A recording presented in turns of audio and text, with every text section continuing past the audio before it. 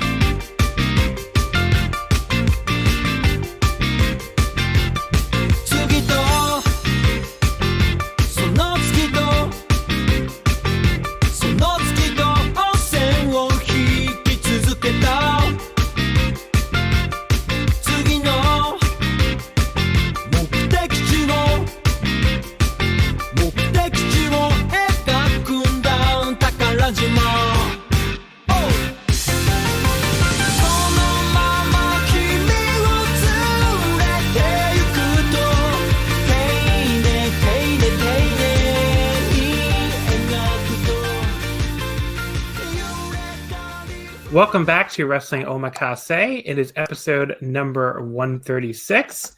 And folks, we're in the middle of quite the disaster here in the United States of America, where myself and my guest are both located. I don't really know any other way to say it, but we're going to try to keep your spirits up while we try to keep our own spirits up and, talk some Japanese wrestling, what little of it is happening right now. And, hopefully just keep, like I said, keep your spirits up. So my guest is actually not the person I originally said over Twitter. Jack, unfortunately, could not make it. But Thomas, who I also had asked to do this episode. Now, you said you couldn't do it. Then you were like, well, everything I was going to do got canceled. Whatever you had today on this Sunday, March 15th, got canceled, like everything else in this country, except for bars. The bars are still open. Don't worry about that. Don't worry about that. If you want to pile in to a fucking bar and get a motherfucking virus, the United States of America is here to help. But yeah, everything other than the bars are closed. So I don't know. What were you doing today that you got canceled, Thomas? Can you say it on the air? Sure, yeah. So I do writing for Voice of Wrestling, but I also do college football and the hoopy hoops, as you would call it on Twitter, John, college basketball writing. And so right now I should be in Greensboro, North Carolina, or I guess I'd be on my way back at this point, covering that, the ACC basketball tournament. But obviously that got canceled a few days ago. Like Wednesday night, I was sitting, watching the hoopy hoops, and I got some notification on my phone that we weren't going to be able to come back the next day. They were going to do essential personnel only. And then the next day I found out it was just completely canceled. So a little sad about that, but I think it's probably for the best, all things considered. 20,000 people cramping in an arena, you're not the most sanitary place. Probably not. Yeah. I mean, so you brought up the hoopy hoops. If people didn't see the tweet, I guess, there's this guy, some fucking blue check mark, Trump-loving fucking sports writer from Wisconsin. Like 2 tweets down, he's like, yeah, Trump, about the fucking stock market going up. Because, man, if there's one public official in the goddamn world who's just doing a great job at this coronavirus, it's definitely Donald J. Trump. And we don't get political on the show very often, but folks, if you're listening to this and you're a Trump supporter, congratulations on dooming the entire country. Anyway. No, absolutely. I was, before this week, once it became clear Joe Biden was going to be the Democratic nominee, I was like, 4 more years of Trump. And now I'm like, well, I don't know about that. He might have fucked it up for himself. Mr. Weekend at Bernie's might be able to do it. So not the good Bernie, but Weekend at Joe. Weekend at Joe. David Hookstead, he's like, so this guy, this fucking dipshit on Twitter, today should have been a day of college basketball games and a few cold beers. Instead, coronavirus stole it. Imagine explaining to a D-Day veteran that sports were canceled because of a virus. And then everybody pointed out a fucking D-Day veteran would probably be able to understand. First of all, if you can find one that like is of the correct mental faculties and everything, but they remember that like fucking like a few years before World War II broke out was the goddamn. Oh no, I guess longer than that. But like the fucking 1918 outbreak. Like the D-Day veteran might be like, yeah, I get it because my fucking brother died from the goddamn flu in the last D-Day outbreak. So anyway, the 1918 outbreak. That tweet was so funny. I cannot stop cracking. No, I love college basketball as much as anyone. It's tough for me, because I spent money going there and everything. But I mean, it was clearly the right decision. Like, I walk into the arena and they're like, "Hey guys, we have enhanced sanitation for everything," and there's just a thing of Purell at the door. Enhanced sanitation. They have things of Purell at the fucking mall. Is that enhanced sanitation? I don't know. Guys, that'll get us. I'm sure everyone will sanitize their hands and nothing will happen. Yeah. Not to mention the unlimited refill soda. Everyone walking up and putting their cups that their mouths were on 30 seconds ago. Yeah. Very sanitary. So yeah, I mean, we're all stuck in our houses. If you're a responsible human being, and in the United States of America, you should be prepared to, be stuck in your house for the next few weeks at least, maybe a month or more. But if you're irresponsible, I don't know if this dumb shit country is going to cancel everything. I mean, they've canceled a lot, but like we said, the bars are still open in most cities. Some cities are finally doing it. Like Hoboken, I know, just did it which is like a city in New Jersey right across the river from New York City. So I assume New York is going to have to follow suit at some point because like it already looks like a disaster here. But I will say, I mean, I put a lot more of the blame on governmental officials not closing the bars than the idiots going to the bar.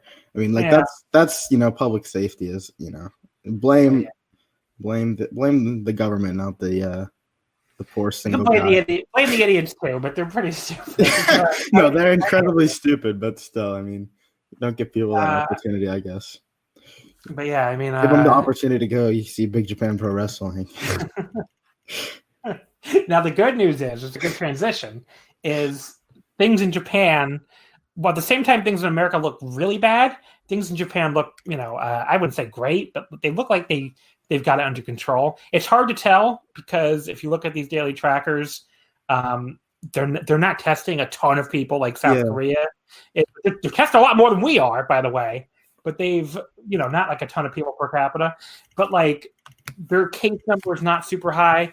More importantly, there's been no explosion of deaths or anything like you see in Italy. And, there's been like... which is crazy for a country that has such an advanced age population. Yeah, it's a very old country. So there's been no explosion of deaths. I think they're only up to like 22 last time I checked, which, any amount of deaths is bad, but that's a lot less than Italy. And there's been no run on the hospital beds either, as far as I can tell. And I read these articles a lot, and like I've been tracking with Japan Times a lot, and I have friends over there I talk to.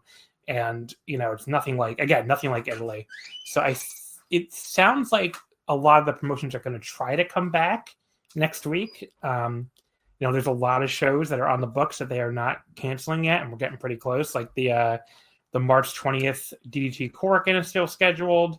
The March 21st. Well, yeah, the March 23rd All Japan Korakuen is still on the schedule. The March 21st Tokyo Joshi show at Itabashi Green Hall is still on the schedule. Those DDT and Tokyo Joshi shows would be big because those would be like the first two, I guess you could say, corporate-owned shows to come back in front of crowds.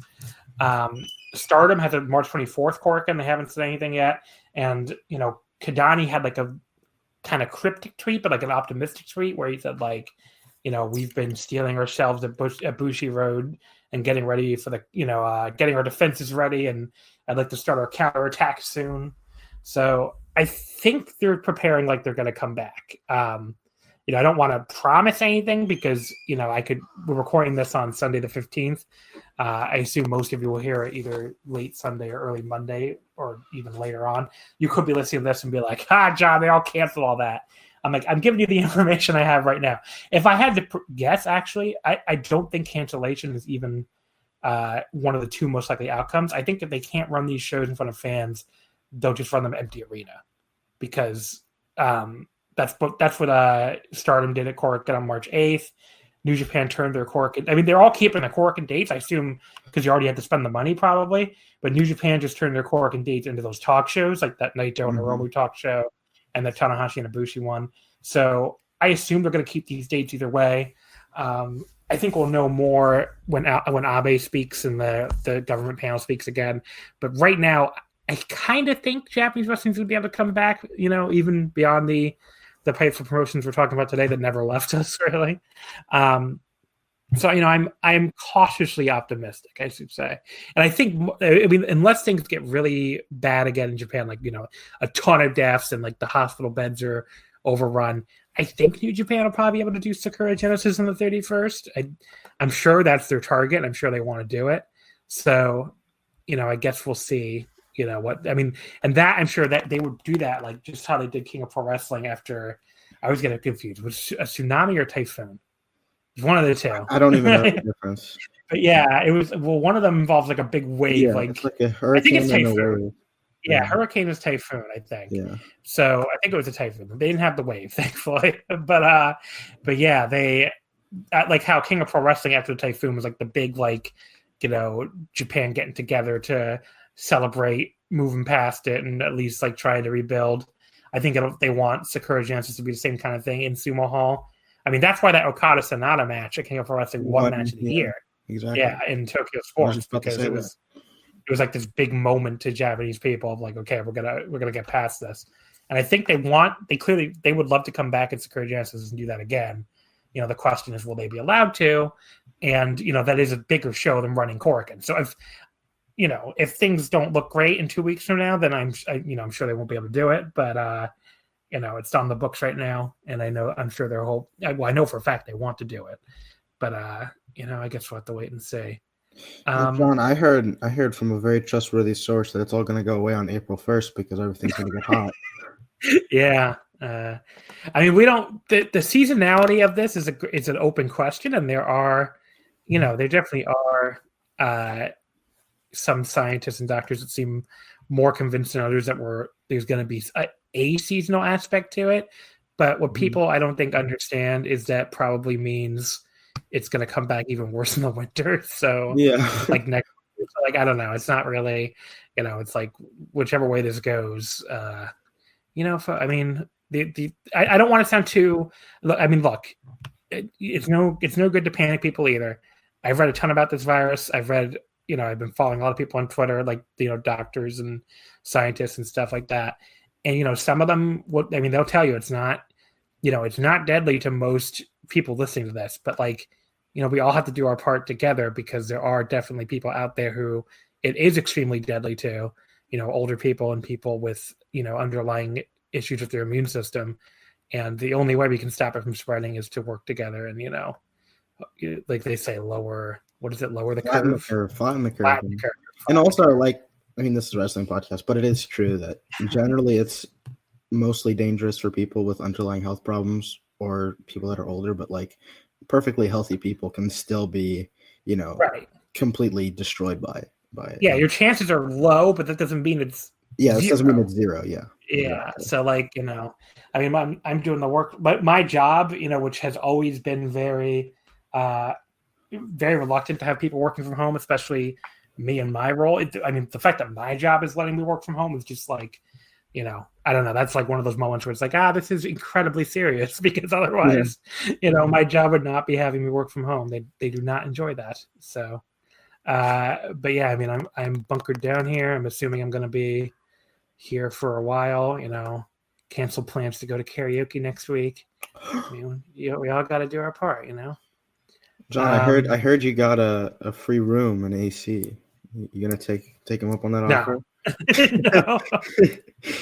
They so as a, I guess I can tell that story, sure or not, as a a very, very low level table gambler. So people don't know. The casinos, and see, I have to give backstory for this. This is why it's a long story, because people don't know anything about gambling. If people who play slot machines and like electronic games, that's who the casinos want, right? Because they don't have to be helped by an actual person that has to be paid, and because they lose their money, the odds of losing their money are much greater at those games, right? The easiest way to explain it. Like a slot machine, your chances of winning are significantly worse than playing blackjack. Right, because blackjack there's at least some control of the person. Yeah, and it's just a very low house edge game. It's like, if you play it correctly, it's like, I don't know, like 0.6% versus like 9% for a slot machine, which is a big difference. But yeah, so I am a very low level table game player. Like when I go to Atlantic City, maybe once a year, or Foxwoods once a year, I'm playing I'm the person looking for the $5 craps table or the $5 or $10 blackjack table. So usually the casinos do not give me anything. Like they will, they'll be like, here's a weeknight room, basically, when no one else is here. We'll give you a free room on a Monday. But, very occasionally, if I played a lot, which usually means I won a lot too, because it's the only way I can play for a long time, they'll give me like a Friday night room, maybe on my next trip. I got an email from the Tropicana in Atlantic City being like, how would you like a free room on a Saturday night? And like in 10 years of playing, extremely low level table games, I've never gotten a free Saturday night room. Those rooms they charge like $400 a night for normally. So like, yeah, that's where I'm like, they really have nobody gambling if they're going all the way down the list to me to try to offer me a free Saturday night room. It's like no one is coming to Atlantic City at this point. And think of all the trouble Atlantic City's been in, and they've never offered me a Saturday night room before, even with all these casinos going bankrupt and stuff. So yeah, the coronavirus is affecting everything and everybody. That's I guess the moral of that story. I don't remember what I was going to say. You totally got me off of whatever I was going to say. Sorry. Oh, what I was going to say was we're all trapped here with, we're all going to be like self-isolating and social distancing and not going out as much and working from home. So the good news is, the hopeful news is hopefully as things get, very bad here in America and we all do our part and stay home more, maybe Japanese wrestling will be coming back and, will give us, stuff to watch while we're all sitting at home. I think that's the hopeful, if things look good in Japan and things don't look nearly as bad as they do here. I think that's, something we're all hoping for is more Japanese wrestling to come back. And it looks, I would say like I said, cautiously optimistic that we're going to have more stuff to watch. Now, is American wrestling going to be in front of big crowds for a while? I think no. I think we're going to see. I hope you enjoyed SmackDown from the Performance Center because I think you're going to get a lot of that for a while. But God, that looks so awkward. It was really, really weird. I mean, there's really no other way. Like, I tweeted about it too, but like, whereas the Tokyo Joshi dojo shows, if people didn't see that, made the entire point of it like the lack of a crowd, and they made they cut their promos directly into the camera because that's where the people are. They kind of like really worked around it, whereas SmackDown, it was like the normal WWE stuff with people posing and cutting promos to empty chairs. And it was like, this is just your normal show in an empty arena. It doesn't really make sense. There was some stuff that made more sense. Like when Roman Reigns came out for that sit down interview with Michael Cole, he actually behaved like a human being would behave in this situation, and like an empty, like he was very low key. And he does, like, I think his best promo work when he is very low key and just like talking. So, he did a great job. I thought Roman was good. But like Bailey and it's a dirty secret. Roman's always pretty good. Yeah. Well, I don't know how much of a secret it is. He's good. He's a good wrestler and a good promo when he's not doing like ridiculous lines. They still had to work in a ridiculous line in that promo where he said something like, oh God, what was it? It was something about like, I know I tweeted about something about his performances, but anyway, so like Sasha and Bailey though are out there like basically cutting promos to nothing, basically. Like, and they were like cutting the normal promo to the empty chairs. So that was bad. But Roman's promo was good, other than lines like, I have mastered the nuances of performance, which I'm like, okay, What? that was definitely scripted for you. And Roman's one of those guys that has this look on his face when he knows a line is fucking stupid and he has to say it anyway. And he has that look on his face like, what the fuck am I even saying right now? So, but other than that, it was a good promo. John, speaking of American wrestling, are you ready for WrestleMania Riyadh? I'm very excited for WrestleMania Riyadh. I don't know if that's actually going to happen. It would rule if it did, but That would be just the rumor I'm hearing is like June now. WrestleMania in June, yeah. Which God knows if we'll even be able to come back in June at the rate this country's going. But whatever. Anyway, so I just hope. I guess we talked a lot about the coronavirus, more than I expected to, honestly. So I just will end this little mini segment with I sincerely hope everyone listening takes care of yourself, takes care of your loved ones. I hope this terrible disease does not affect any of you directly. I'm getting a little emotional. I love my listeners. I love you guys. I love you girls. I love you non-binary people. And, I really hope you guys get through this okay, because, it is very scary. And I really do appreciate that you listen to this stupid podcast every week. And, I want nothing but the best for all of you. So I hope everybody gets through this okay. It's a really tough transition. Right. But we should Big Japan Pro Wrestling. Big Japan Pro Wrestling at March 3rd, Strong Climb Korakuen. First of all, boy, does Korakuen look fucking empty with a announced 565 fans. I don't think they even had that many in there, honestly. It looked more like, I would guess something like 400, but this is held. So this show aired on March 10th, which is why we're talking about it now. It aired on Samurai TV on March 10th. But, if you think about March 3rd, that was like close to the peak of the outbreak in Japan, right? Like that's where, New Japan is canceling all their shows. This was supposed to be the same day as the New Japan anniversary show that was going to have Naito and Hiromu as the main event. So like, that's what we're talking about here. Where New Japan just canceled a lot of shows. Everybody else is canceling. But I guess Big Japan really, they got to make that green. Got to keep the company open. So, and they really want to start the Strong Climb, I guess. So that's what we got here. But yeah, it looked somehow more. I mean, this is a joke at the time, but somehow it looked more empty than the Stardom empty arena Korakuen. I don't know. It was just like the lack of. I don't know. You're just not expecting the lack of people. So it opened with a fluorescent light tubes death match with. And this will probably take me longer to read the participants than we actually saw on Samurai TV. But it's Abdullah Kobayashi, Yuko Miyamoto, Kankura Hoshino, and Drew Parker beating Ryuji Ito, Masaya Takahashi, Toshiyuki Sakuda, and Yuki Ishikawa in 808. A diving senton from Hoshino on Ishikawa. So it was very clipped. Some stuff for me to tell you anything about this one besides, they broke a lot of light tubes over each other's heads. Any thoughts on this before I quickly move on? Yeah, no, not like it made tape for what, 2-3 minutes of it? Yeah, most. There was also a dark match, by the way, which you didn't see any of, which was Kazuki Hashimoto and El Lindaman from OWE beating Tatsuhiko Yoshino and Kota Sekifuda in 7:14. Hashimoto with a Death Valley Bomb on Sekifuda. So, match number 2, also very clipped. This was Yasufumi Nakanoe, Yuya Aoki, and Akira Hayoto defeating Orka Udo, Takuya Nomura, and Takuho Kato in 7-11. A reverse suplex hold by Hayoto on Uto. Again, very clipped, but I did like the finish with Hayoto, like countering the double arm. It was like, I guess, like supposed to be double arm suplex.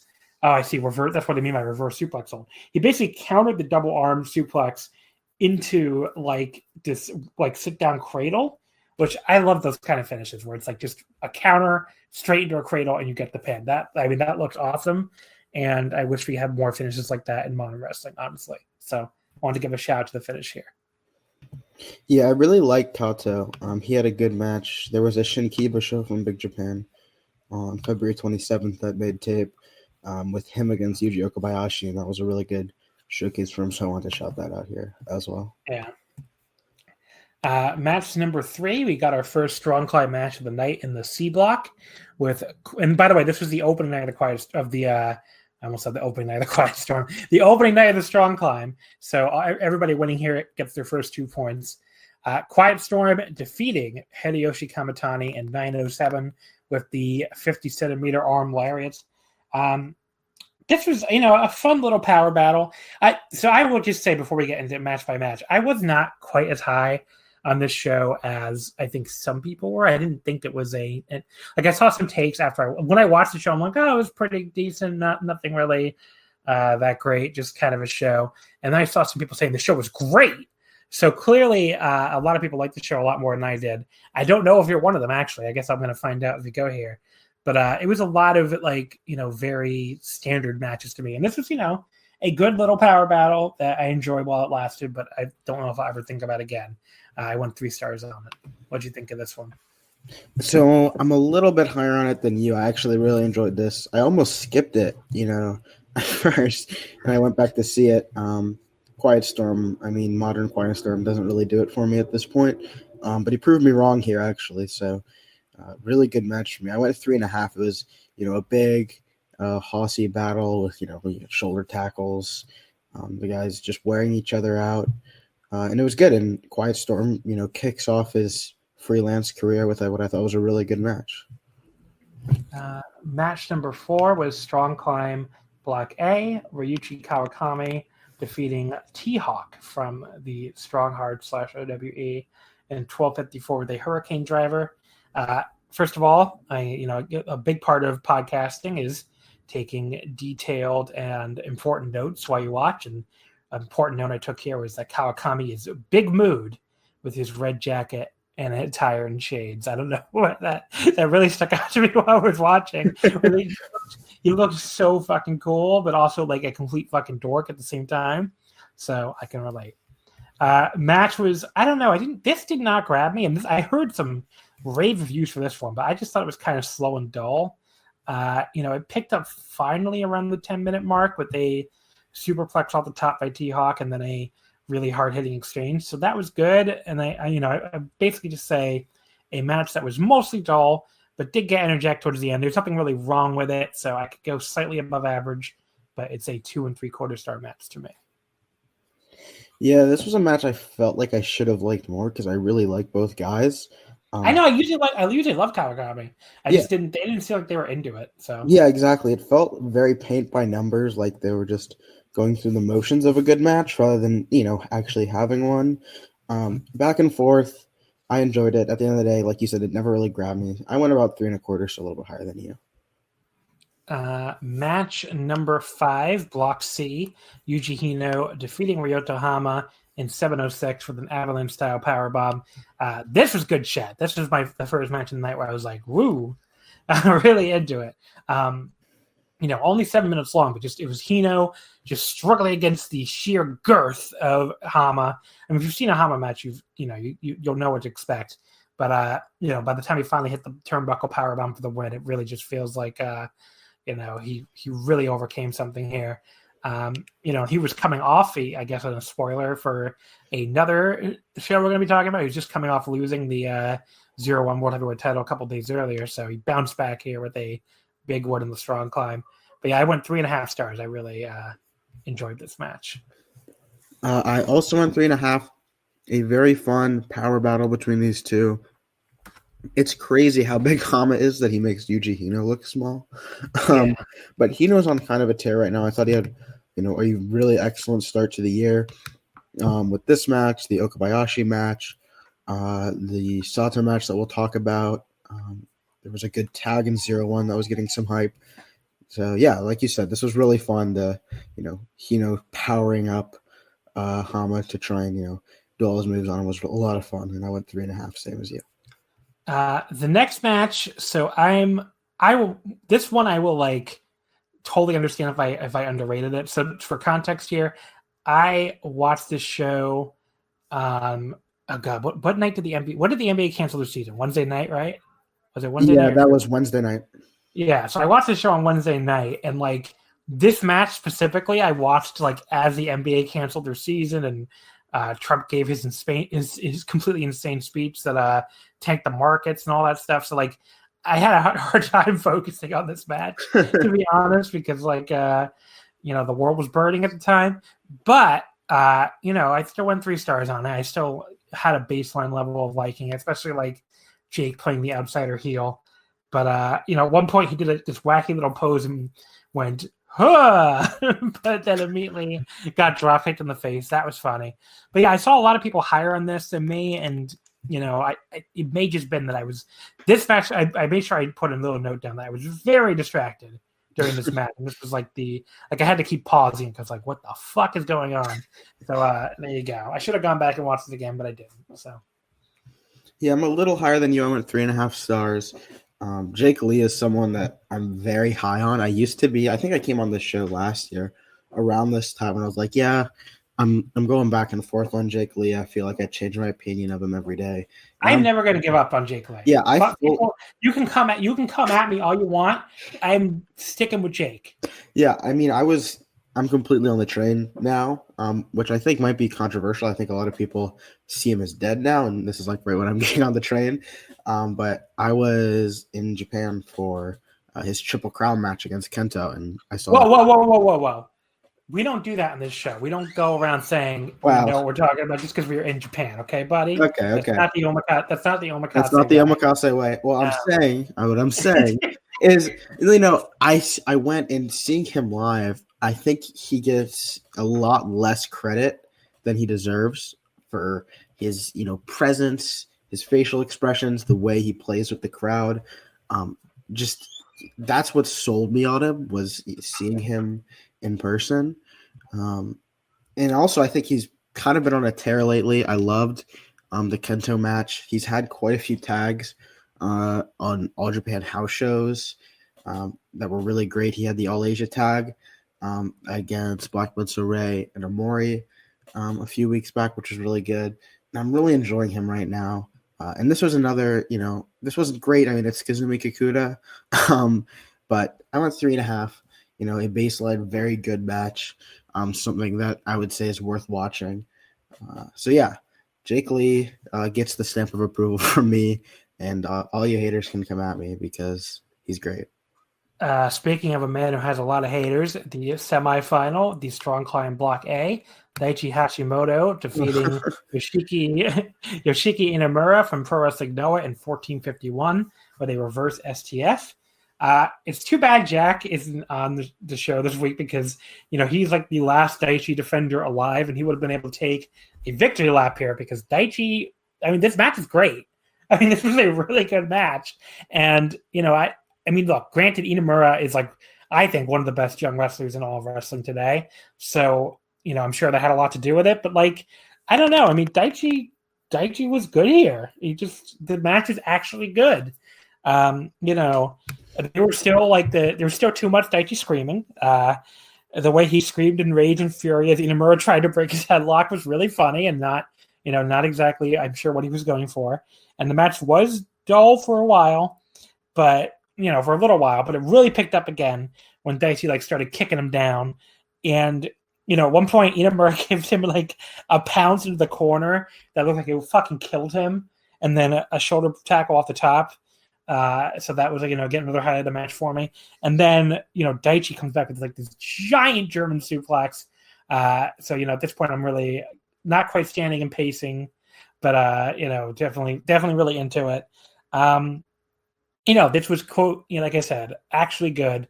I would have gone the full 4 if it wasn't for the super dull head scissors portion, but as it was, I decided to go 3 3/4. A very good match here. A rare victory for the last remaining Daichi fans because most of the shit I've seen him in the past year has not been good, but this was. So there you go. Same as you on this 3 3/4. Daichi was good. I really like Daichi sometimes, and sometimes he's really bad. That I can't get it out of my head. That Ryogoku-tan match against Sato. Oh my god! He was just screaming. I can't get over that. that was one of the worst like big match performances So bad. I've ever seen. I mean, poor Kohei Sato tried his best, and Daichi was like, "Motherfucker, we are having a terrible match, whether you like it or not." So it was so bad. But he's been a little bit better lately. I don't know if you happened to see the Okabayashi match from January 2nd. I loved that match. I thought it was really great. I think I saw it. I feel like you were lower on it now that you say that. Yeah, but, I think I was like 3.5 or something. Yeah, I was like 4.25 on it. So I really liked it. I was 3.75 on this. Like you said, a fun story of the outsider taking on the champion, especially the young outsider, and Daichi gave him a lot here, which I appreciated. A lot of fun. I mean, Daichi's better when he gives his opponent a lot. Let's be real. I mean, Daichi's awesome. That's true. I mean, he's not. I'm not ready to go out and declare him a great wrestler. So I'm sorry to Jack if he does happen to look at this, but yeah, he was good here. So his selling is probably the best part of his game. But the problem is he also does like all that screaming, which is bad. So he should stop that immediately. Like, Will Ospreay, stop screaming, buddy. You need to stop with the scream. The main event, the BJW tag team titles, Daisuke Sekimoto and Kohei Sato from ZERO1 defeating Yuji Okabayashi and Sugiura Irie from I don't know. He's from Strong Hearts. They don't list him as OWE here. 1855, Sekimoto used a German suplex hold on Okabayashi. It was their second defense. This was, I mean, look, if you close your eyes and imagine this match, it pretty much was what you would imagine. The big dude bomb fest. My hot take, and this is probably a very hot take, is I think I like this slightly more than the more hyped big dude tag on the ZERO1 show, even though I gave them the same rating. Sekimoto and Okabayashi had just the kind of big screaming lariat exchange you'd expect. It really by the end of it, they like I said, pretty much close your eyes, you can imagine the match. Sekimoto, I was a little bit surprised that Sekimoto pinned Okabayashi clean with the German suplex hold, but then I remembered that he's challenging Daichi for the strong title tomorrow, actually, as most people are listening to this at the Yokohama show. But yeah, I mean, this is a really good match. I went 4 stars on it. 4 stars flat. Definitely worth going out of your way to see. And I said, I think I liked it better than the 101 show that I think is a bit of a hot take. Yeah, no, it was an excellent match. That's what I figured. There goes Siri. Siri figured it was a good match. I mean, you look at the people involved. That was great timing. I have to say, Siri, excellent comedic timing by Siri there. Yeah, no, it was a great match. I mean, I love all 4 guys. It was great. Did I like it more than the ZERO1 match? Probably not. But this one has not been getting as hyped, and I think it's probably right at that level. I think it seems like you think it's slightly above. I probably think it's slightly below. But nonetheless, I think it was, a match that you need to drop everything and watch if you haven't. The rest of the show is a lot of, good to very good stuff. Or I guess mostly good stuff. I have most of the show in like the 3.25 to 3.5 range. But, I thought this was great. I went 4.5 stars on it. And this is, just adding to Yuji Okabayashi's Wrestler of the Year resume. I mean, he has been killing it in every promotion, all around the country. And right now, I think he has to be one of the favorites for Wrestler of the Year because he is just, killing it no matter where he goes. If it's ZERO1, if it's here. I think I saw he was going to 2AW to challenge. He's just going all over the place, doing whatever he can to rack up some big matches. Can you imagine what that show is going to draw, by the way? 2AW draws everybody's drawing 500 at Korakuen. 2AW draws 500 at Korakuen when there is no virus outbreak. I mean, that fucking show that they're actually apparently going to go through it on March 25th, Grand Slam in Korakuen. That's I don't know about that. That's not going to draw. If they announce more than 200, I'm calling bullshit. It's Shu Asakawa defending the 2AW Openweight title against Yuji Okabayashi as the main event. And then Ayato Yoshida and Take Nagai defending the 2AW tag titles against Kaji Tomato. Why did I say tomato? And Shanjo. Shanjo is a Toryumon guy, I think. Isn't that who the fuck I'm thinking of? Could be. Shango? Shango? Oh, Shango. I feel like I called him Chango. In my head when I was like following Toryumon, as a teenager and stuff, I would always read it as Chango for some reason. But now it's definitely Chango. But yeah, I believe this is the guy I'm thinking of. I believe he is a old Toryumon X guy. Just gonna double check cage match to be sure, but and cage match confirms he is indeed a Toryumon. Oh, actually, no, I don't think he was even Toryumon X. I think he came up through Toryumon Mexico after the whole Toryumon X split happened, and then he showed up in El Dorado. So the famous El Dorado. Have you ever watched any El Dorado? I'm not. No. Really, it's a good bad promotion. It's the best way I can put it. Like everything they tried to do ever was completely cursed, but and they fucked up constantly. But it had a charm to it that you can't take away from it. But yeah, so there you go. El Dorado alum Chango, along with Kaji Tomato or Tomato, whatever the fuck. I can't just shit on text again. UAW done. Nobody's gonna correct you. Yeah, that's true. But yeah, so that's happening in 2AW. Let's quickly talk about the Big Japan card before we move on.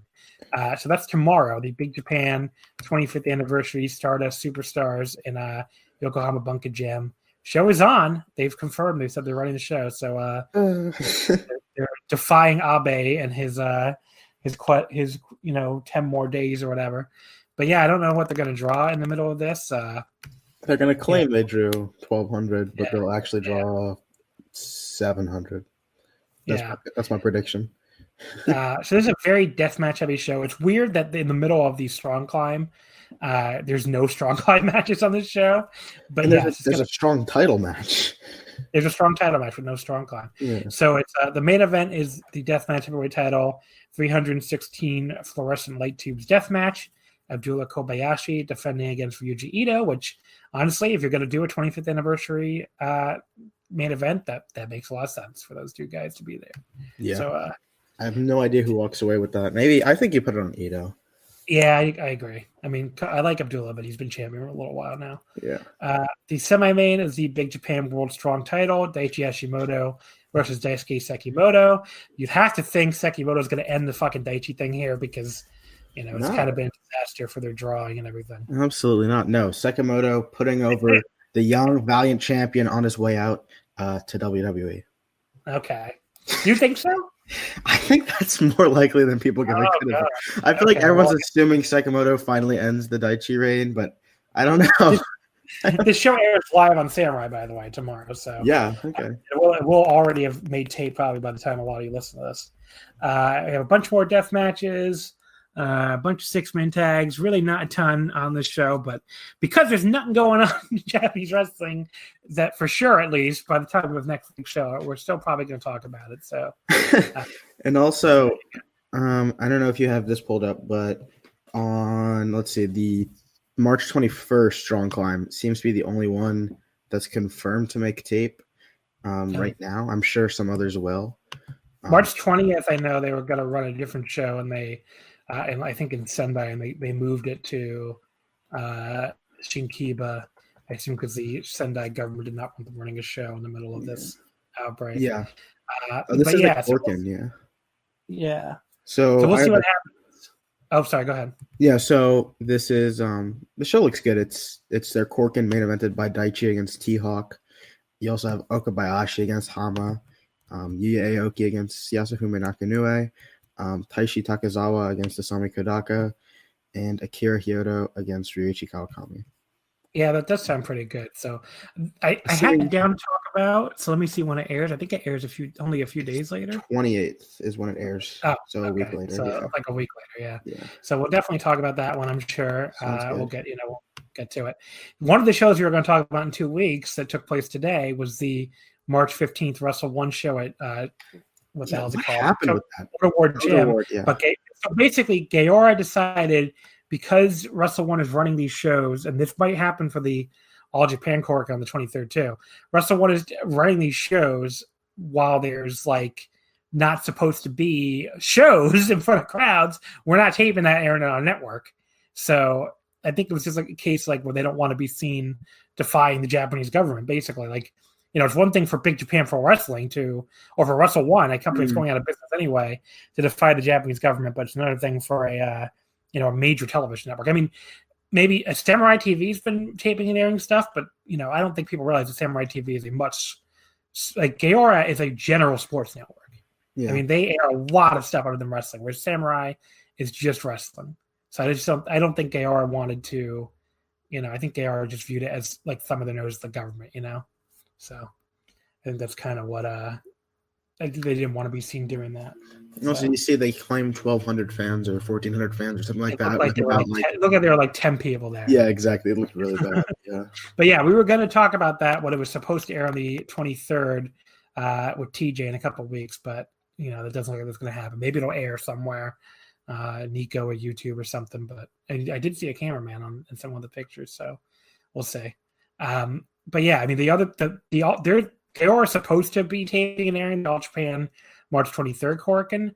Who knows if they'll still be that's right on the border, I think, of the government request. So I don't know if they're gonna consider that. Maybe it depends on what the Japanese government says this week. But if they refuse to tape and air it, though, you would think it'd be okay anyway because of All Japan TV. So or AJPW.TV, whereas obviously Wrestle One does not have a streaming service. So just kind of that's what happened there. But yeah, so the Big Japan show is coming up. We talked about both the Big Japan shows coming up. The Strong Climb apparently will be all your Puro needs, no matter what else is going on. Before I move to the other show, this is an ad week, Thomas. So if you were to guess on average how many people in the U.S. or how many days people in the U.S. have to wait to see a doctor, what would you say, Thomas? John, I feel like it's somewhere between 28 and 30 days. Yes. Americans have to wait around 29 days to see a doctor in major U.S. cities. If you're dealing with a condition like erectile dysfunction, you want treatment ASAP. By the way, I think 29 days is going to go up, but this is my guess. But yeah, that's where our friends at Roman have spent years building a digital platform that can connect you with a doctor licensed in your state, all from the comfort of your home. Roman makes it convenient to get the treatment you need on your schedule. So just grab your phone or computer, complete a free online visit, and you'll hear back from a U.S. licensed physician within 24 hours. And if the doctor decides the treatment is right for you, Roman's Pharmacy can ship your medication to you with free 2-day shipping. You also get free unlimited follow-ups to your doctor anytime you have questions or want to adjust your treatment plan. So with Roman, there are, of course, no commitments, and you can always cancel anytime. So if you're struggling with ED, go to getroman.com/VOW for a free online visit and free 2-day shipping. That's getroman.com/VOW for Voices of Wrestling for a free online visit and free 2-day shipping. Act today. All right. Come on, what else are you going to be doing at this time? What else are you going to be doing? I mean, you gotta be, and working order. Busy, yeah. All the time you're going to be spending by yourself. you and the missus. I mean, you're not going to be watching sports. So let's go to ZERO1 Pro Wrestling, a company that I don't know if we've ever talked about on this podcast. It's possible we have never talked about them. I can't recall a time. And not only is ZERO1 going to get Omakase time, which is somewhat plausible. We have so little wrestling. ZERO1's going to get flagship time this week. Yeah, Joe Lando, I think, watches way more ZERO1 than I do. I think he watches every goddamn show that makes tape anywhere, and somehow. He's still. They never talk about it on the flagship. I assume because Rich never watches it. Yeah, but I mean, they're not going to have anything else to watch unless they want to watch Raw from the fucking Performance Center and talk about that. I saw Joe tweet out his list of stuff to watch, and NXT UK was on there. I was like, dude, just take a nap or something. Come on, you don't got to do this. He watches that anyway, so it's insane.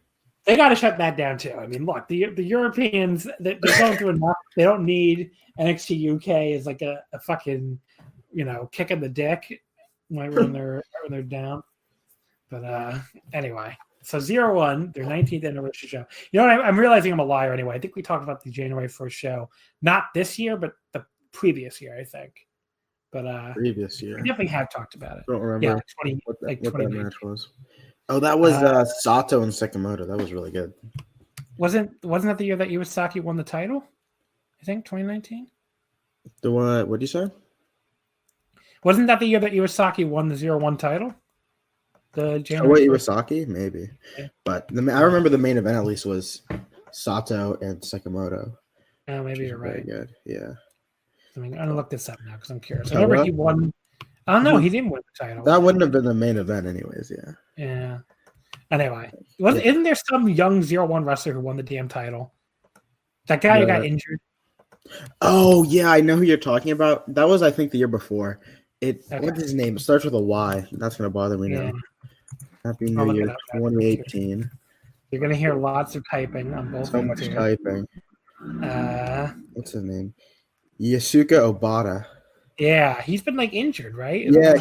He fainted, I think, at one point, while he was on the top rope during a match, and it was a very, very scary situation. Yeah. He hasn't came back.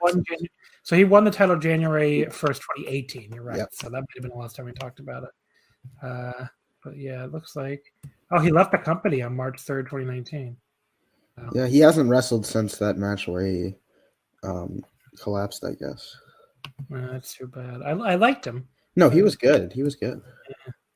All right. Well, now that we've depressed ourselves, we always do. We're done. We're talking about coronavirus, and now we're talking about a guy's career. And Jesus Christ. But yeah, so let's see. We have 0-1's 19th anniversary show. This show took place, like I said, on March 1st from Korakuen. It drew. They announced a number of 682. I don't even know if that was. It probably was inflated, but I think they did draw better than Big Japan. I mean, I don't know. Maybe I could be wrong, but I thought it felt like there were more people there. I don't know. But yeah, so this is the show where a couple big things happen, which we'll talk about as we go. But the show opened with Yuko Miyamoto defeating Shoki Kitamura in 9:58 with a crab hold. So this was, the best way I could put this is, basically like Yuko Miyamoto. If you don't know who he is, he's Izami Kodaka's partner from 666, who's one of those Japanese deathmatch guys who is for some reason really good at straight wrestling. So there's all these guys in Japan where you watch them do regular matches and you're like, sir, why do you even do this? Why do you even why do you put yourself through death matches? You're clearly good enough at regular wrestling to not need to do this, but for some reason he does. So there you go. But yeah, this was a very solid opener. I thought this was really good, actually. Started with some solid mat wrestling, and we got to a really fun stretch run with a bunch of flash pins and such before Kitamura finally tapped to a Boston Crab. I went 3.5. I had a really good time with this. I went 3 flat. Kitamura is a guy I think that has a lot of potential. Toa Iwasaki, who we'll talk about later, gets a lot of the hype for good reason. But I think Kitamura, he has a bright future as well. It's 0-1, so the future can only get so bright. But nonetheless, I like him a lot. And Miyamoto, he's had a pretty awesome start to the year. I think he had that Freedoms match against Toru Sugiura, if I recall correctly. And he had a very good match with Isami Kodaka against Koei Sato and Daisuke Sekimoto for the Big Japan tag titles. That team, Sekimoto and Sato, is having a pretty great run so far this year. We already talked about one of their matches earlier today. So now match number 2. Now here's where, if you watch this show, you probably had no idea what was going on. And I will be honest, I didn't either, but I can explain after doing some research. So match number 2 saw Taru, Chris Weiss, Yoshikazu Yokoyama, and Raicho, who are the current iteration of the Voodoo Murders unit. That's been that fucking unit has been somewhere, either All Japan or 0-1 since 2005. That thing has been going forever. But yeah, I mean, it goes away and it always comes back. It's like impossible to kill or something. But they defeated Ikuda Hodaka, Takuya Sugawara, Yasu Kuboto, and Hide Kubota, not Kuboto, after a Death Valley Bomb by Yokohama against Kubota. So I will admit it. Again, first of all, I don't know a ton of wrestlers in this match. I know Tauru, obviously, the Sleaze King. I know Ikuda Hodaka. He's been around for basically forever. He's been one of the ZERO1 lifers. Sugawara, who, is one of these wrestlers I like, despite knowing he's not very good. But, I've always liked him from his Toryumon days. But the rest of these guys, I really don't know that well. I don't know if there's anyone else's match that you can give us background on, Thomas. Who the fuck are the Kubota brothers, for instance? The Kubota brothers? Not sure. I do know they had a match against Chris Weiss and Taru on the January 1st ZERO1 Korakuen, which was really fucking bad. And that's all I can tell you. So it looks like they started with DDT. That's something. Looks like they started all the way back in 2008, with DDT. That's really interesting. But yeah, I'm just looking through their careers. They're basically just indie sleaze guys. Like, it looks like they've been basically everywhere. But yeah. But then anyway, so like as far as this match, like the end of this match goes, so the referee here was a guy by the name of Matazo Mimata, who's so when I looked this guy, I had no idea who this guy was, but even though I recognized his face, I'm like, where the hell do I know this guy from? He's like a Japanese comedian, an actor who used to be a high school amateur wrestler. So he's been like a pro wrestling and combat sport host. He was a color commentator for everything from shoot boxing to WWE tours and, finally Pro Wrestling ZERO1. And he made his wrestling debut in 2018 against Taru in an electric current blast death match. So, I assume that was probably a big deal. I mean, this guy has been in a lot of like TV dramas and movies and stuff. With one name that I can throw out there that weeaboos listening to this will probably know is he was in the live action adaptation of Great Teacher Onizuka, which is like a kind of famous anime from the to late 90s. But yeah, I mean, he's been around, a long time as like a celebrity and comedian. So he was the referee here. He was apparently now the general manager of ZERO1. That's how he's listed. And he turned on the baby faces, like he tossed powder in one of the Kubota brothers' eyes when they were on the top rope, which led directly to the finish. And then afterwards, he basically put on the white jacket from the Voodoo Murders and joined the Voodoo Murders. So I guess ZERO1 now has an evil general manager. This comedian is like a heel general manager now, and he came out at the end of the night. We'll talk about. We made a match at the end of the night for a title shot for the foreigner in the group, Chris Weiss. But yeah, apparently he's the newest member of Voodoo Murders. So for him, I guess. I was just saying the other day, if there's one thing that I miss since I stopped watching WWE, is I need more heel authority figures in my wrestling. Well, there you go. ZERO1 you missed it. They gave it to you. But yeah. I mean, this entire match, was a very indie-rific sleaze battle. I didn't even bother giving a star rating. I mean, it's not like I disliked watching it. But what'd you say, sorry? I just said, no, you can't give us a star rating. Yeah. It just kind of was a thing that happened. Yeah. I did want to explain that thing in match 2 in case you watched this show also and had no fucking clue what was going on. And like I said, I did not have any clue what was going on either until I, watched a little more of it and, and then, did some research online and stuff. So, match number 3 was a Shuji Kondo from Wrestle 1 defeating Sugi in 10:22 with the King Kong lariats. Kondo, this was a fun sprint. I enjoyed it. I saw a lot of people really going very high in this match. I was not at that level. I went like 3 1/4, but I thought it was a good match. I don't know. You're one of the people who was like really high on this, Thomas? No, I went 3 1/4 as well. I think I'm always in this camp on Sugi matches. Is I see some people raving about it, and I watched. I was like, yeah, that was good. That was 3 1/4. That was 3 1/2. So I mean, I don't dislike him. It's just I feel like he does get. He's fallen to the category that he's like people think he's so underrated that he's overrated now, in a lot of circles. And they're like, hey, look at this underrated guy, Sugi. And I think it's like overplayed to the point where he's now overrated. That's just me, at least. But I thought it was a good match. I just, I saw the same people probably going pretty high. And I was like, yeah, it was good. But it wasn't anything special. Match number 4 was the tag match with Towa Iwasaki and Sugitaka Sato, defeating Shinjiro Otani and Tatsuhiro Takaiwa in 1551 in Iwasaki backdrop hold against Takaiwa. So this was the match that stunned me because like the two main events and even that Kondo Sugi match were getting hype in like the VOW Slack, and I guess it's about the only place I saw anything getting hype from the show. But they were getting a lot of hype. This was not getting hype, but this may have been like, I think this was my second favorite match of the show. I mean, this is a really awesome match. There's like this strike exchange early on where grumpy old man Otani just straight up punches Iwasaki in the face.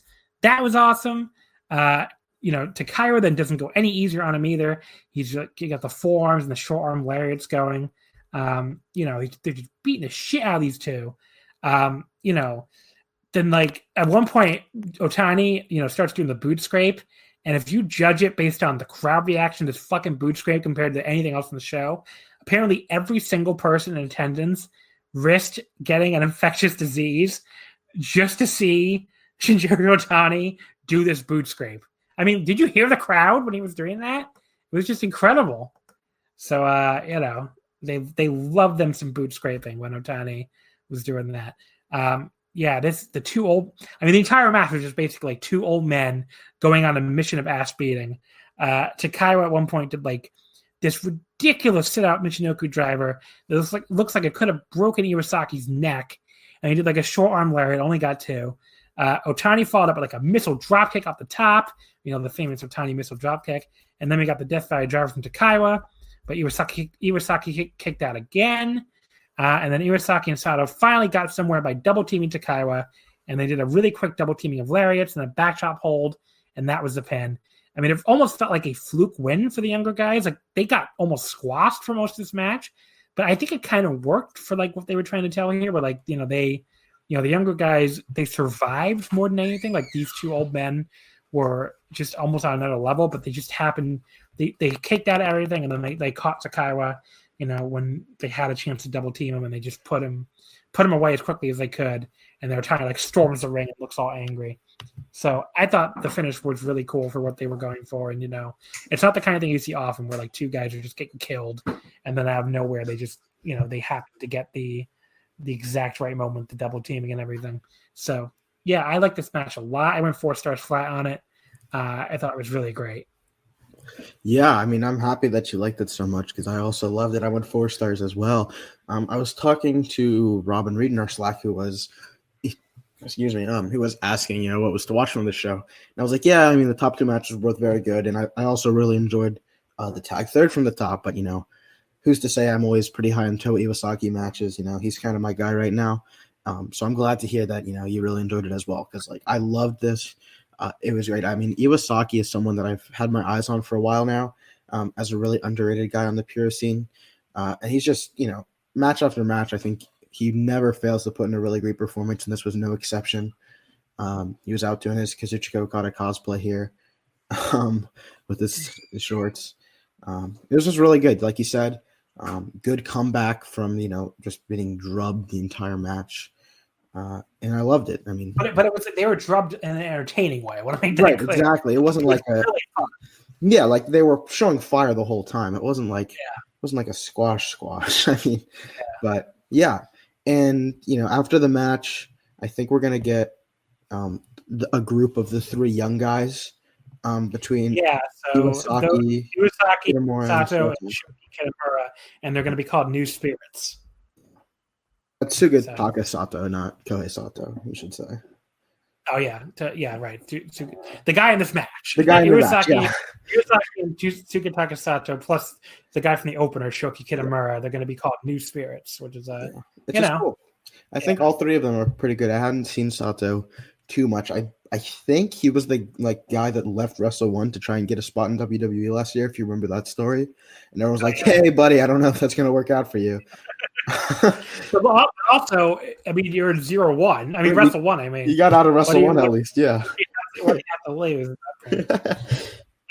Match number 5, the semifinal, Masato Tanaka and Takashi Sugiura from Noah versus Daiki Sekimoto and Yuji Kobayashi, the strong BJ team. It goes to a 30-minute time limit draw. This, again, another one where you could probably close your eyes and picture the exact match they had.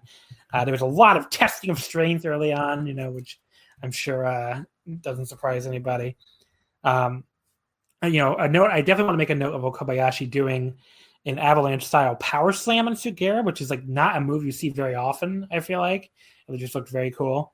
The front power slam, like the old British Bulldog style, where he just puts them down. That was really cool. Everybody just dropped everybody else on their heads with the German suplexes as we hit the closing stretch. And we got the 30-minute time limit just as Tanaka had Kobayashi pinned with the sliding D. They timed it really well because it was 1-2 and then the bell for the 30-minute draw. So, I don't know if that was because it wasn't a shoot 30 minutes or not, but if it was, that was very well timed. Yeah. The only complaint I would have, I guess, of the 30-minute time limit draw is that was a very obvious finish in general. And, I was not spoiled going in, but once it started going even, past 20, I kind of figured that's where we were heading. And, would have been nice if someone could have just taken a pin, but I'm a little bit, I don't know. I'm kind of over these 30-minute time draws on this type of show, but it wasn't like it was egregious or anything. It just felt very okay, I think we're going to the draw. But yeah, I mean, this is a really good match that I enjoyed a ton. I went 4 stars flat on it, but apparently that makes me one of the lower people. I mentioned Rob Reed. I know he went 4.5, and he's usually a very tough star rater. So, he's from the Red Round Table, Rob Reed. But yeah, I mean, I thought this was an excellent match, but 4 stars flat for me, not 4.5. Now, can I ask you, were you spoiled on this? No, I just said I wasn't spoiled. Okay. I think this was maybe the type of match where being spoiled perhaps actually could have helped, some people. Because, you kind of you're in the headspace. You're like, okay, I know this is going 30 minutes. Whereas if you know but don't know, it's okay, let's get to the closing stretch versus otherwise you can kind of just sit back and relax for what it is. And it was like you said, I mean, this was a quick-paced, hard-hitting, lots of throws, lots of suplexes. I mean, I absolutely love this. I went 4.5 stars. Tremendous stuff. I think all 4 guys are probably top 20 wrestlers in the world so far this year. Tanaka doing his stuff in DDT, Sugiura doing his stuff in Noah. I mean, just 4 guys, that are firing on all cylinders right now. The finish was inevitable, even if you weren't spoiled. But nonetheless, I'm not sick of these 30-minute draws yet, and I think we've had some good ones this year already. I think Seedling had a draw with Yoshiko and Nakajima, I want to say. And then we've gotten, the Aoto Yoshida, Nao Nomura draw. Lots of draws, throughout the wrestling world. The Suzuki versus Katsuki Nakajima draw. So quite a few draws, and I can understand being sick of them already because we're not even 3 months into the year. We've already had all the ones that I named. But still, I enjoyed it for what it was. So I want to mention, before you get into the main event, to give you an example of how fast shit is moving with the coronavirus right now. At the beginning of the show, we lamented, I think, how we're not doing those full European-style shutdowns here. And as we're recording, they announced they're closing all bars and restaurants in Ohio and Illinois. So there you go. I mean, this stuff is moving very quickly. It wouldn't surprise me if New York City is going to be next. But you can still get carry-out, apparently, and delivery, but they're barring all dine-in restaurants and bars and stuff. Wow, so, that's crazy. Yeah. They're saying, I think it looks like from, I don't know if it says the date, I think until March 31st. So that'll be 2 weeks. But yeah. Ohio has been one of the more aggressive places. Yeah. I think they think they have a lot is the issue. But yeah, to jump in. I mean, not that I really want to get back to coronavirus, but I just want to mention that some of the stuff we talked about at the start of the episode is already a little out of date, which is just crazy how fast this stuff is moving. The main event is for the ZERO1 World Heavyweight title. Yuji Hino again, defending against Kohei Sato unsuccessfully. Sato beating him in 1919 with a German suplex hold. So Hino failed in his 5th defense. Wow, I didn't realize he'd been champion that long. And Sato became the 26th champion. This is Sato's 6th time with the title. So, I mean, he's only been 26 reigns since this title was founded, which was the, is Masato Tanaka winning the AWA, the fake AWA world title back in 2007. It still says AWA to this day, which is kind of always funny to me. But yeah, I mean, so Sato was the 7th reign. He won it in April 2010. Then he won it again November 2011. So he was the 12th reign. Then he won it again in March 2014, 16th reign. And all these reigns, by the way, were not that long. But then he would have 2 really long ones back to back. September 2014, the 18th reign, he held it for 408 days. He lost it to Hideki Suzuki in November 2015. He beat Suzuki for it in March 2016 and held it again for another year, 364 days, and lost it to Masato Tanaka in March 2017. And he hasn't held it since March, for almost exactly 3 years. So when, after he lost it in March 2017, now he wins it back 3 years later. So it's 6th reign, but he has not been champion in a few years at least. So, I mean, you'd have to call him the ace of the company. So, I mean, it's never a big surprise, I guess, when he wins it. But there you go. As far as the match itself, it was an excellent match. I mean, exactly what you would expect. Another big boy battle. Hino at one point gives Sato this ridiculously stiff short arm lariat and then just gives the double bird to the entire crowd, which is like one of the awesome Yuji Hino moments. But then Sato gets his revenge with a headbutt so stiff, it immediately gives Hino this enormous cut, like blood pouring down his head. It looked nasty as hell. But yeah, then he gets a few more headbutts. He gives him a power driver, only gets 2.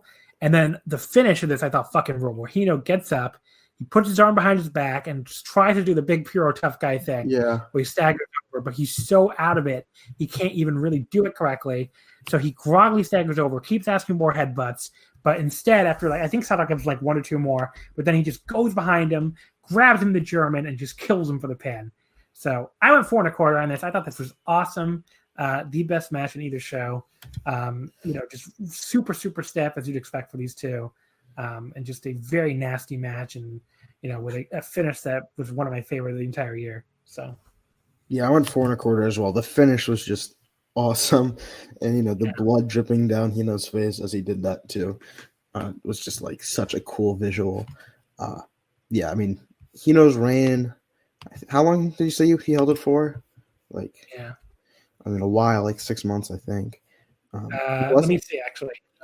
Hino won it. Oh, yeah, he packed a lot of defenses into a short time. Yeah, he won it September 2019. So, and I feel like half of these defenses didn't make tape. Chris Device, Shogun, Okamoto, Gaina. I didn't see any of those if they did make tape. But the Okabayashi defense was excellent. I don't know if you saw that. And then this was very good as well in a losing effort. So, yeah. Just a really fun show and a great main event to cap it off. Yeah, I think this entire show, top to finish, was awesome. One of the better shows I've seen from a smaller company this year. Yeah, I mean, there's really nothing on the show I would call bad. If you want to call match 2 bad, I guess I wouldn't stop you. But even that, I think had its charm. And the other 5 matches were all very good. Good to very good at least. And top 3 matches, 4 stars, 4 stars. 4 1/4. I mean, that's an excellent show. Mm-hmm. So it's only a 6-match show to begin with. The ZERO1 Korakuens never failed to deliver for me, at least. I feel like there's always some good stuff on it, and it's a style that I really like, generally speaking. So yeah, I mean, it's a company I always have to remind myself to watch, but whenever I do, I always I almost always love it. So yeah. The problem is, of course, they don't make tape enough, but as long as they make tape, it's really good. But yeah, so that will the show ended basically with the Voodoo Motors come out, including the new actor guy, the GM, who's on a bullhorn, which is kind of funny, speaking to the bullhorn, and excuse me, he announces that the next title shot is going to be that Chris Weitz guy, who I don't know where the hell he came from. Where did Chris Weitz come from? Is he like an Australian dude again or Chris something? Weiss? I mean, I have no idea. What the hell is a Chris Weiss? Probably American, if I had to guess. I think so. No, he's Australian. You're right. There you go. Well, you got it. Those fights are cheaper, man. He's 35. Wow. Anyway, so there you go. Chris Weiss will get the next title shot. They were like all attacking Hino and attacking Sato, but then Hartley Jackson returned, fresh from his. Sorry, I just said Hartley Jackson. Yeah, fresh from his WWE run, and he got a great reception. So clearly the ZERO1 hardcore is there. Remembered him, it's been a while. Yeah. But yeah, he ran off. He helped run off the various heels here. They played the video announcing that the 20th anniversary show in March 2021, just like the 10th anniversary show 10 years in 2011, will be in Sumo Hall. So ZERO1 trying to run Sumo Hall for the first time in 10 years. So all I can say to that is gambate. It's going to be a disaster, but, gambate luck. Yeah, I'm sure it'll be an excellent show because they'll bring in guys like Sugiura and Sakamoto and Okabayashi like they did for this show. You'd have to think they're going to bring in some very high-profile outsiders, but, I'm not confident. When you're drawing 600 to Korakuen, I'm not confident for how you're going to do, at Sumo Hall. There you go. But that's it, I guess. That's both shows. We talked a lot longer than I thought we would anyway, but I guess partly a lot of that was like coronavirus stuff. So, look, it's going to be a topic, I guess, as long as this goes on. I mean, most of the people listening to this are in the Western world, and it's going to be a topic. We didn't mention Europe, but Europe is going through it too. I mean, we're gonna be here, like I said, throughout the entire thing, and as long as this lasts, and hope it's still a big topic in Japan. I mean, most of the Japanese companies have not actually come back yet, even though I'm optimistic, but we'll see. All right, go ahead and give me your plugs here, Thomas. What do you want to plug? Nothing much. Follow me on Twitter at Wrestling Ratings. It's all good. I mean, I don't really have anything else to plug. Everyone. I mean, I guess I'll plug. Don't fucking go to crowded bars. Please stop going to crowded bars. If they're even still open in your area, which they might not be for much longer, please stop for at least like 2 weeks. Can you do that, please? Like, I love alcohol. I went and bought a bottle, a bottle of rum to get me through this, 2 weeks. Not that I'm hitting the bottle all the time either, but like, I like to have the option to have a drink. But they sell alcohol. You can take it to your house and drink it. It's not like you can't get alcohol. So, anyway. So next week, folks, I have to find a guest. Thomas, do you want to come on again? Because it depends what we're talking about. Let's see. But yeah, I mean, definitely the pitch. Big Japan, March 16th, Yokohama. We'll talk Judgment if it happens, March 20th. Color me intrigued. We'll talk off air, I guess. We'll talk off air, yeah. I mean, we got to sign the big contract. Give me a cut of the dick. Well, you're gonna get a cut of the dick pills. Don't worry. This is social fun. Look. First of all, I have to say I don't even know what we're making for those ads. So that's true. I have not been. I'm sure Voice of Wrestling is going to take care of us, but. I don't know what I'm making yet for these ads. So as soon as I find out what I'm making, and I'm going to definitely put together a split for all the shows involving ads. So definitely, I want to say that on the record for the listeners. This is a socialist podcast. The means of production will spread among the workers. But yeah, but anyway, so Joe Lanza's got to take his taste first, though. Come on, huh? I said Joe Lanza's got to take his taste first. You got to take his taste. But yeah, March. Anyway, so next week is not an ad episode though, so you wouldn't get paid for that one. Never mind. I don't get paid for that one either. So. But yeah, next week we're gonna have March. We're definitely gonna talk about the March 16th Yokohama show, unless it somehow gets canceled in the next 10 hours when it takes place. But assuming the March 20th Judgment Korakuen happens, that's a big show. That's that card looks South great. So it's Masato Tanaka against Konosuke Takashita for the KOT Openweight title as the main event. Chris Brooks defending the Universal title against Daisuke Sasaki, semi-main. Naomichi Marufuji, Harashima, and Yuki Ueno against Akito, Yuki Ino, and Royce Chambers, the big hyped prospect from Australia, right? Australia? Yep, Australia. Match. I can never keep Australia and New Zealand apart. I'm sorry. Same difference. Match number 4, the Iron Man heavy metalweight title battle royal. And I'm going to go through all these matches, I guess, even though the show may or may not happen. Toru Iwata, Dansho Kojino, Masu Takanashi, Antonio Honda, Kazuki Hirata, Mizuki Watase, Yuki Onayo, and Hiroshi Yamato. The Business Alliance of Tetsuya Endo, T-Hawk, and Nobuhiro Shimatani taking on Eruption, Kazusada Higuchi, Yukio Sakaguchi, and Saki Akai. Shima, Shoma Takao, Mad Paulie, and Lindaman speaking the Business Alliance against Shinya Aoki, Mao, Mike Bailey, and Makoto Oishii. And the main event, the official debut for the young boy Hideki Okoya. He's teaming up with Shinma Katsumata against Naomi Yoshimura and Keigo Nakamura. So that card does look awesome. I hope it happens. Even if they have to switch to empty arena, I hope it happens. So if it does happen, it'll be airing on DT Universe and on Samurai TV.